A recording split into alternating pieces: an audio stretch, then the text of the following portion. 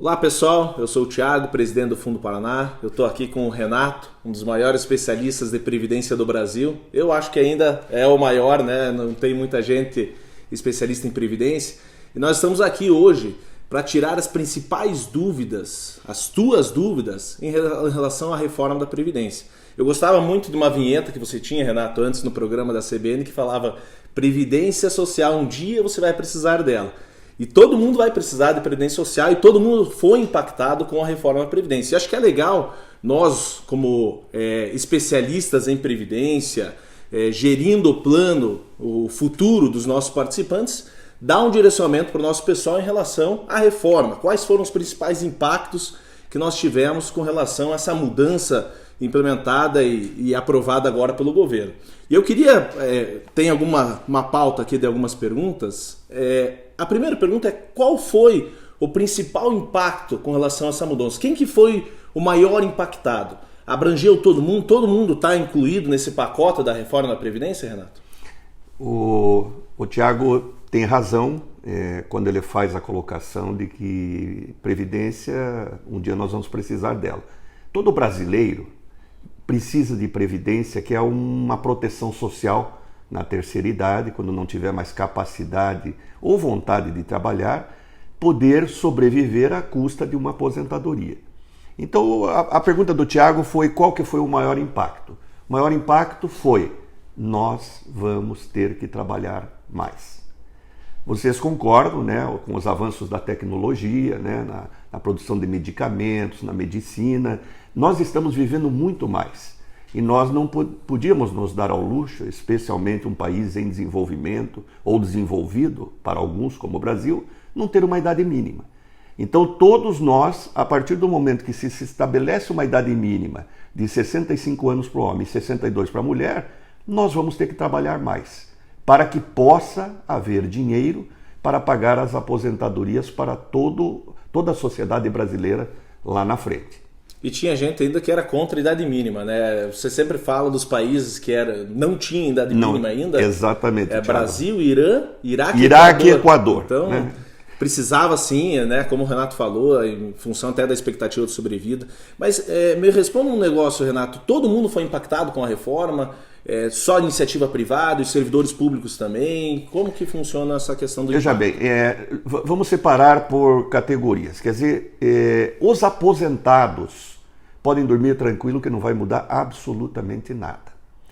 Aqueles que estão no mercado de trabalho, que estão, eu digo, no meio do caminho, também, desde que já tenham cumprido as carências nas regras atuais, também não serão impactados. Muita gente pergunta, eu já cumpri o critério de carência para aposentadoria por tempo de contribuição, que era 35 anos de contribuição o homem, 30 a mulher e podia se aposentar. E agora veio a reforma da Previdência. Ora, se já cumpriu essa carência, não vai ser impactado de forma nenhuma. Quem que será diretamente impactado? Os que estão no meio do caminho e ainda não cumpriram as carências, ou seja, aqueles que teriam uma expectativa de direito, mas não um direito adquirido. E aqueles que vão entrar no mercado de trabalho a partir de agora. Para os que vão entrar no mercado de trabalho a partir de agora, a partir da promulgação, são as regras definitivas, né? Que é os 65 anos o homem, 62 a mulher, 15 anos de contribuição para a mulher e 20 anos de contribuição mínima para o homem.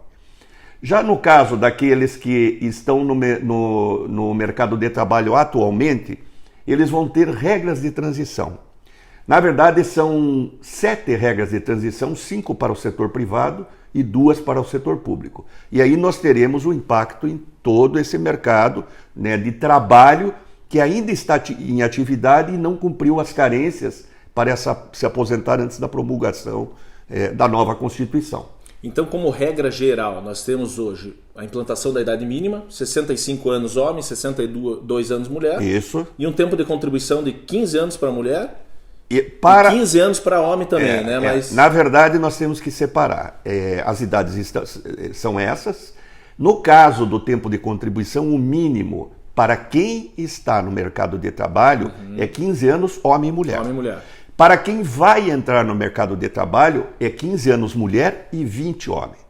Tá?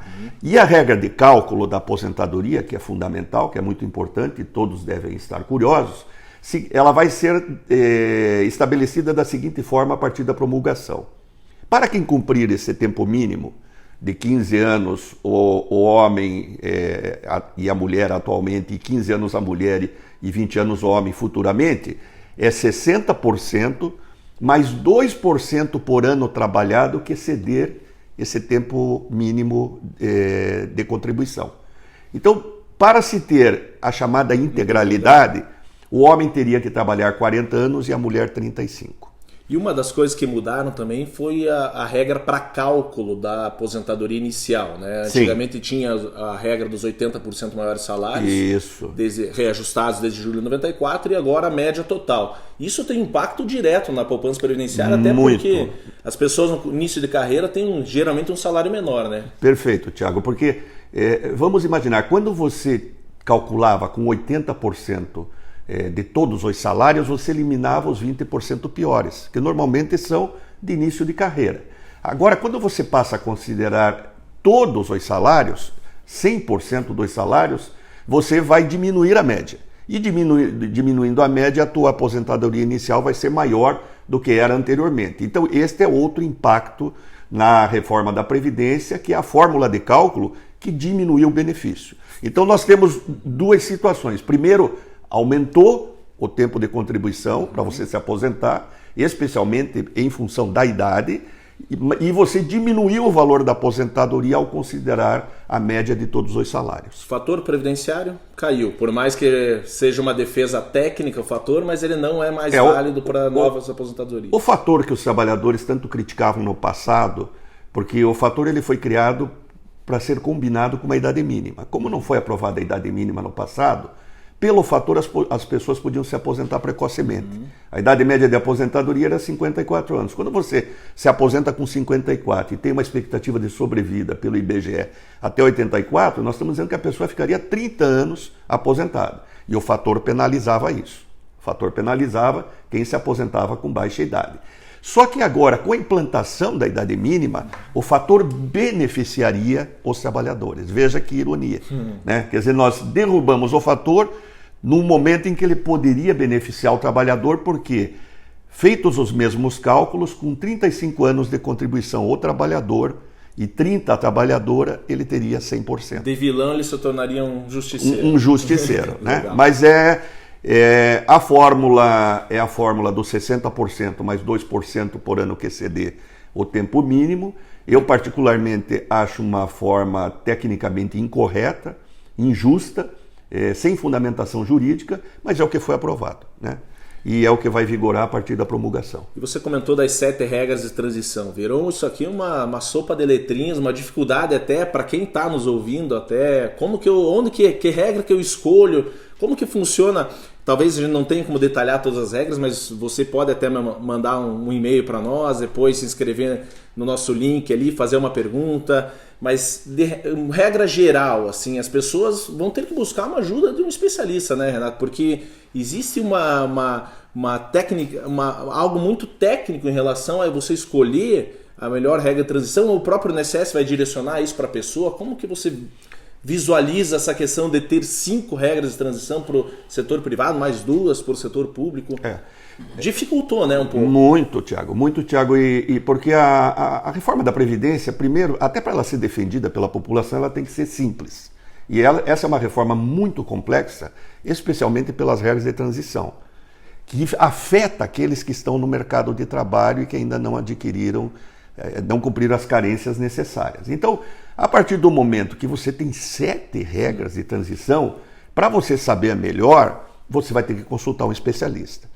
Eu, particularmente, acho que já que o governo fez essa colcha de retalhos, né, o governo mesmo deveria ter para cada segurado, e ele tem instrumentos para isso, quer dizer, tem sistemas, tem plataformas, ele deveria avisar o segurado a partir do momento que ele cumprisse as carências por uma das regras de transição para se aposentar. Porque senão ele vai ter que consultar um especialista. Legal. E isso nós falamos muito da iniciativa privada para servidor público. Qual foi a principal mudança? Só os servidores da União, né? Estado e município não entraram agora na reforma. Não entraram, mas deveriam entrar, né, Tiago? Você sabe disso. Estados, eu digo que os rios estão quebrados, né? As pessoas podem estranhar, mas Rio Grande do Norte, Rio Grande do Sul, Rio de Janeiro estão todos quebrados.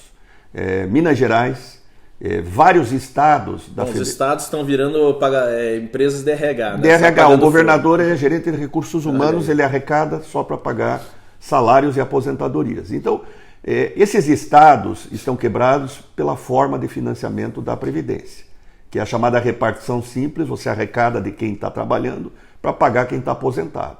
Ora, como os quadros dos estados não aumentam substancialmente porque não tem receita, e os aposentados aumentam substancialmente porque tem longevidade, nós temos uma situação em que cada vez vai faltar mais dinheiro.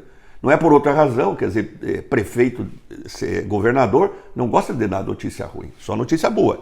Então, quando você vê um estado como o Rio de Janeiro, que não pagou ainda o 13º de 2018, quando você vê um estado como o Rio Grande do Sul, que paga com 3 meses de atraso, nós estamos numa situação dramática. E o que aconteceu? A União já resolveu isso lá em 2012, quando criou a Previdência Complementar. O que é a Previdência Complementar? Ela homogeneiza o setor público e o setor privado.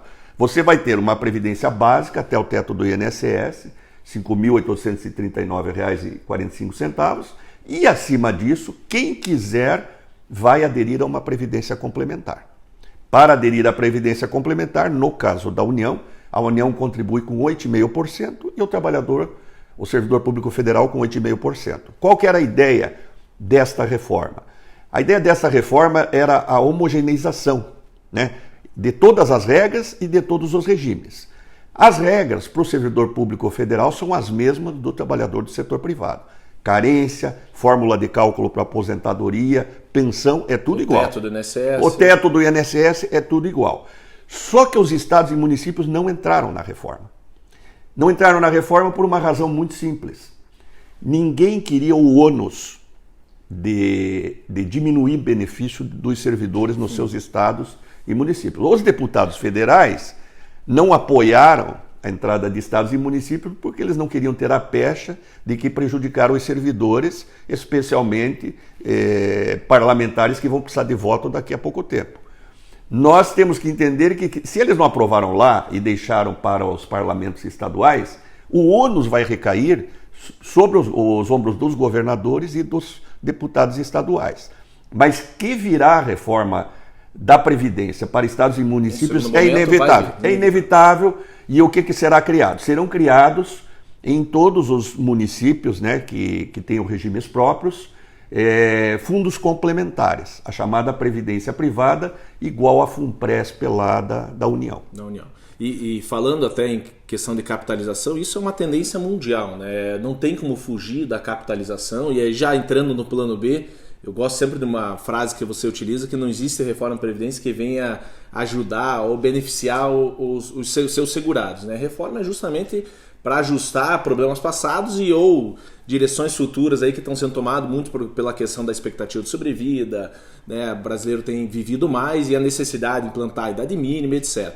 Mas a capitalização, e a gente que trabalha com previdência privada, não tem como escapar. Inclusive você tinha dentro da tua proposta, Renato, até a utilização do próprio FGTS ou parte da contribuição patronal da empresa direcionado para uma previdência privada, né?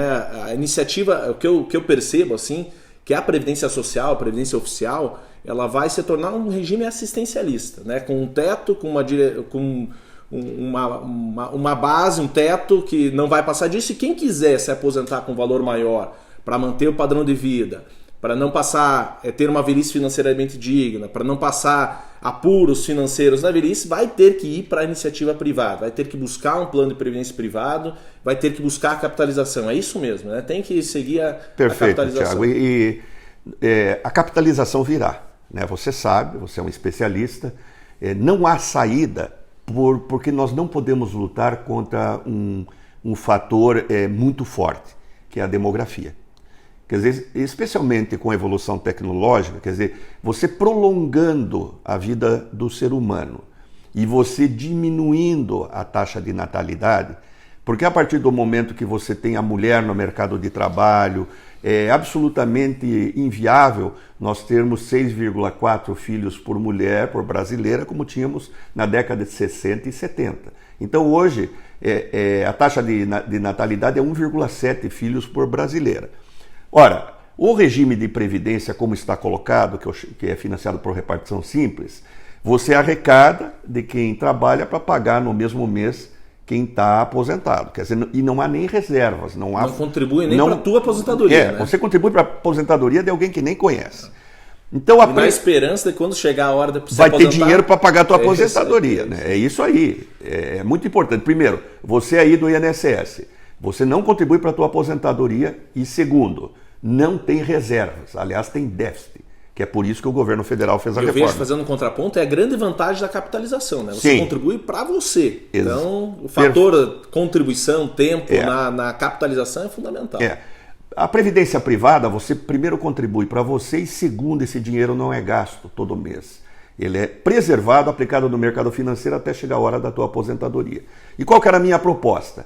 Você gradativamente diminuir de 6 para 3 salários mínimos, até do INSS, e imediatamente você usar 3 pontos percentuais do FGTS e mais 5 pontos percentuais do que o empregador já contribui hoje. A contribuição do empregador é 20%. Você pegaria 5% disso, mais 3% do FGTS, daria 8%. E você obrigaria todo trabalhador brasileiro, inclusive o que ganha um salário, a fazer uma previdência de sua livre escolha, recolhendo para ele mesmo, tendo um plano B. Ou seja, lá na frente, daqui 35 anos, nós teríamos a Previdência Social diminuindo suas responsabilidades e a Previdência Privada aumentando as suas. Lá na frente, o trabalhador não seria prejudicado. Ele receberia os mesmos 6 salários, só que com a possibilidade de receber até mais por causa da Previdência Privada. 3 do INSS e de 3 para mais da Previdência Privada. E seria um empurrãozinho, né? Porque eu vejo que a grande dificuldade, muitas vezes, das pessoas começarem um plano de Previdência Privada é falta de disciplina, né? E eu acho que com isso, com essa proposta, seria um empurrãozinho, um estímulo para que a pessoa pudesse começar a poupar e a importância de você ter esse empurrãozinho dentro da Previdência Privada. A falta de visão de longo prazo do brasileiro e a inércia de qualquer cidadão no mundo diz que isso que você colocou, Thiago, seria fundamental. Coloca a pessoa lá, você obrigatoriamente faz ela aprender a poupar, né? Fazendo com que ela... Nunca ninguém se arrepende de poupar. Nunca ninguém se arrepende. Por que os maiores fundos de pensão do mundo e do Brasil, onde tem as pessoas mais qualificadas, mais bem informadas e melhor formadas, têm previdência privada? Por alguma razão há de ser. Então a minha proposta era a democratização da previdência privada e eu acho que isso virá. Diferente da proposta do Paulo Guedes, que era o quê? As empresas não contribuiriam, só contribuiria o empregador e ele não teria o colchão da Previdência Social do INSS de 3 salários mínimos. Então isso não funciona, o Chile está aí para mostrar, né, que as pessoas contribuíram a vida inteira com 10% do seu salário e quando foram receber, recebem meio salário mínimo. E você deu o gancho aqui de fundo de pensão, né? Pois aí eu quero perguntar para você. Vamos lá. Tiago, entre o fundo de pensão e a previdência privada aberta, você com a tua experiência como presidente eu até ia inverter essa pergunta, porque você é uma pessoa que inclusive está, além de ter criado diversos fundos de pensão, está aposentado com o fundo de pensão. Então, mas é importante que as pessoas esclareçam, e aí a gente está, nós do Fundo Paraná, a gente está lançando agora a Previdência Digital, né? Dentro dessa linha até de não ter conta em banco, de uma maneira mais simplificada, sem burocracia, né? A dificuldade muitas vezes de uma pessoa achar um plano de previdência. E aí sim, existem 2 tipos de previdência, a previdência aberta e a previdência fechada.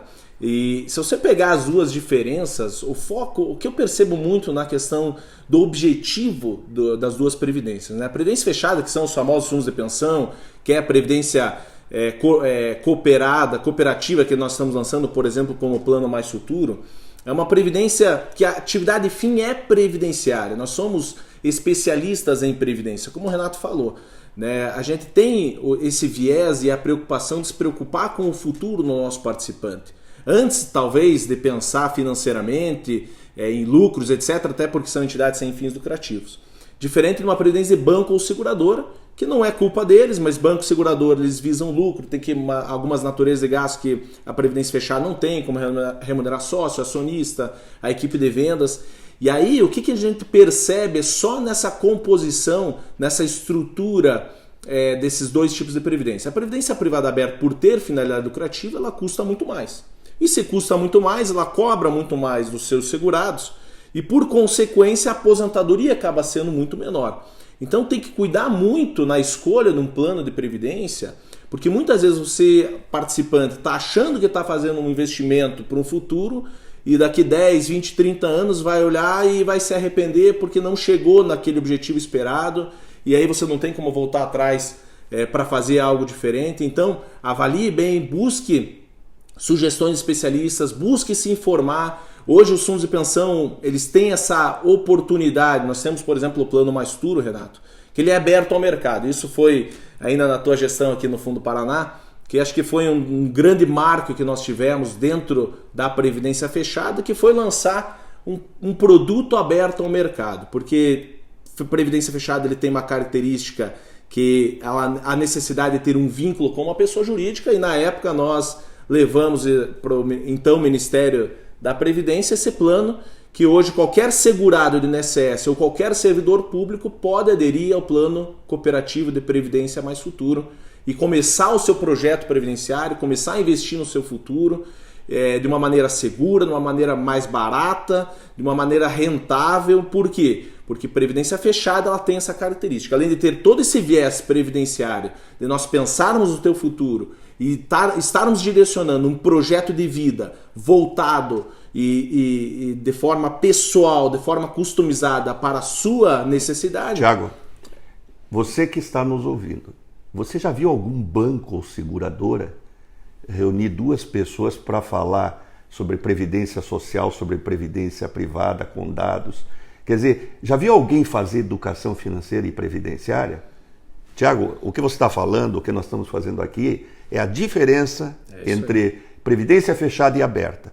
Nós cuidamos do futuro do segurado. Né? Atendimento, é isso? Atendimento. Né? É isso aí. E tem sido muito nosso foco voltado para você, participante.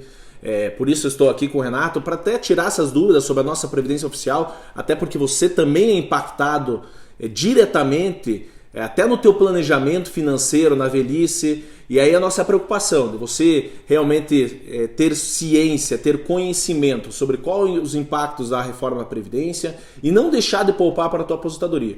Porque eu sempre costumo dizer o seguinte, que um projeto de vida, um projeto de aposentadoria é um projeto vivo, em que a pessoa de tempos em tempos tem que olhar o seu projeto para ver se as expectativas estão sendo supridas. Até porque o emprego mudou, né? Quer dizer, antigamente você entrava numa empresa, ficava 40 anos e se aposentava. Hoje, 2 anos numa empresa, 3 como prestador de serviço, 1 desempregado, então E não tem mágica, né? Uma pessoa achar que, estou fazendo meu plano de previdência num PGBL, num banco, com R$50 por mês. Não, você não está. Você está poupando uma reserva aí, um dinheirinho, mas você não está construindo um projeto previdenciário.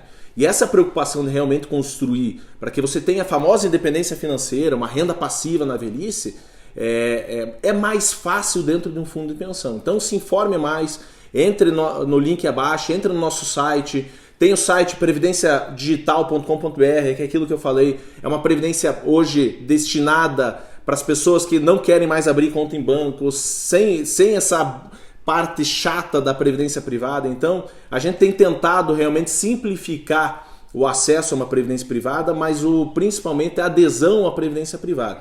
E nós sempre estaremos aqui para tirar as dúvidas dos nossos participantes, deixar de maneira clara, transparente, porque você tem que saber o que está fazendo, construindo.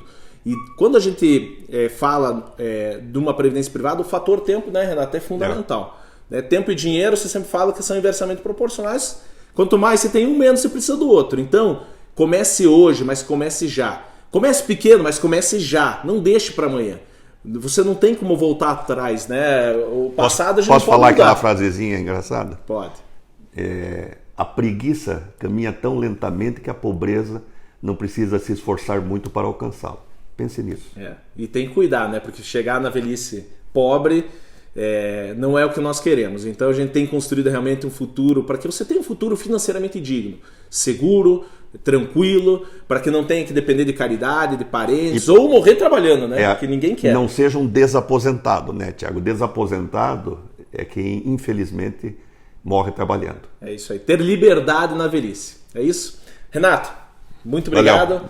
Gente, até a próxima. Fiquem ligados aí no nosso canal que nós teremos mais novidades pela frente. Abraço.